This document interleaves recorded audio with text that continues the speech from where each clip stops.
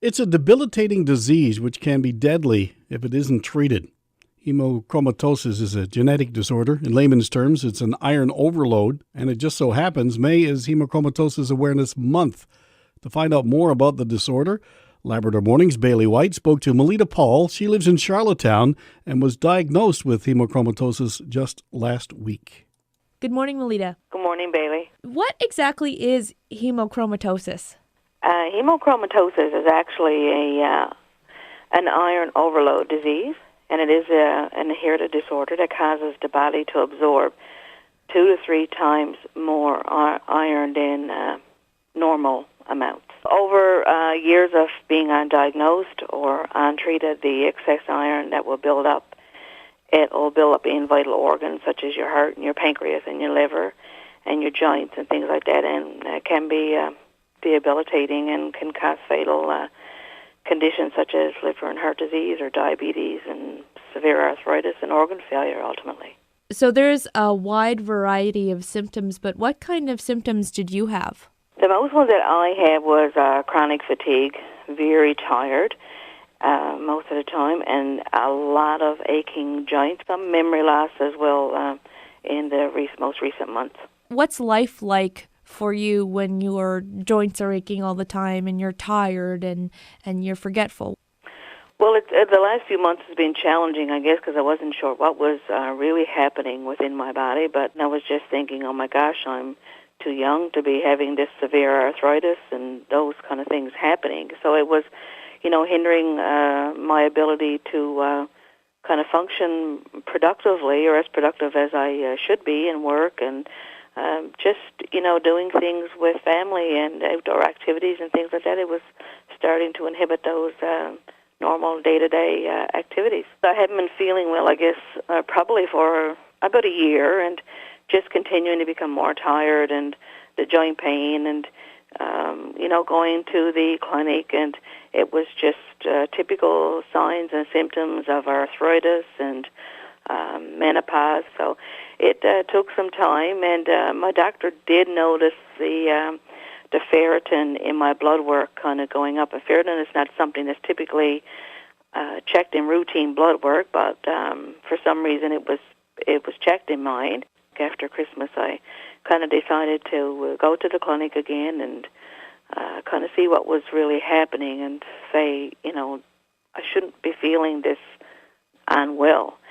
The clinic nurse printed off all my blood work for the last year, and then we had seen a pattern of the ferritin levels climbing for since last February for sure.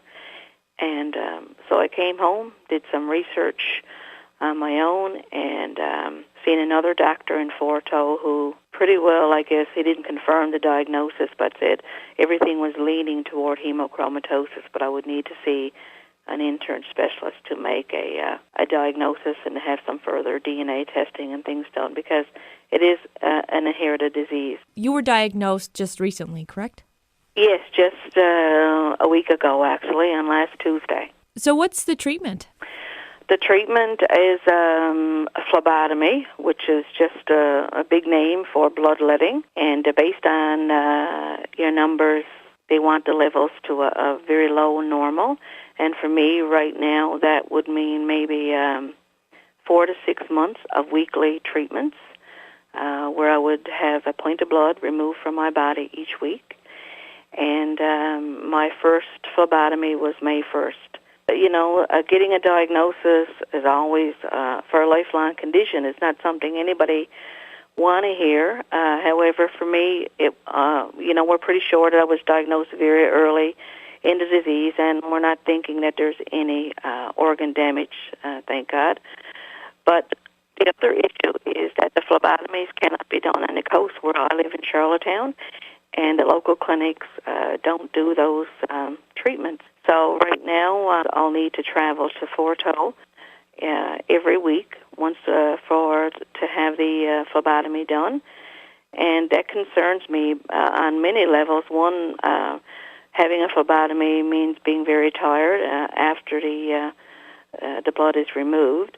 So I would need to travel, in excess of 500 kilometers to go and come, to drive myself to the Straits and back, because my husband is fishing. and that will mean time off work, quite an extensive amount of cost to me to incur for gas with the price of our gas on the coast, and the time off work and just the inconvenience of having to do that. I mean, I might have to stay overnight depending on how I'm feeling. So, that's a big concern for me right now.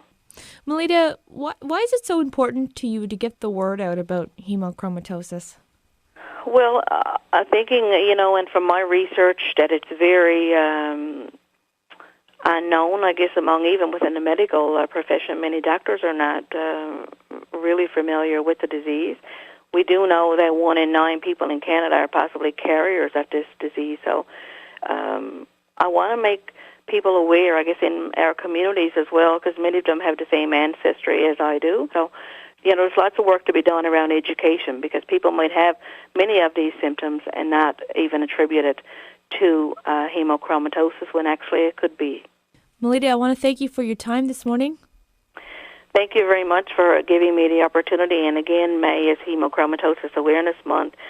Check out the website, the Canadian Hemochromatosis Society, which is www.toomuchiron.ca, and there's lots of information on there, as well as an opportunity to donate to the work that's being done by that society. Okay, thanks again, and good luck with your treatment. Thank you very much. Okay, bye-bye. Bye-bye. Melita Paul's in Charlottetown. She's a woman with hemochromatosis, otherwise known as iron overload, and we'll post that link on our webpage a little bit later this morning.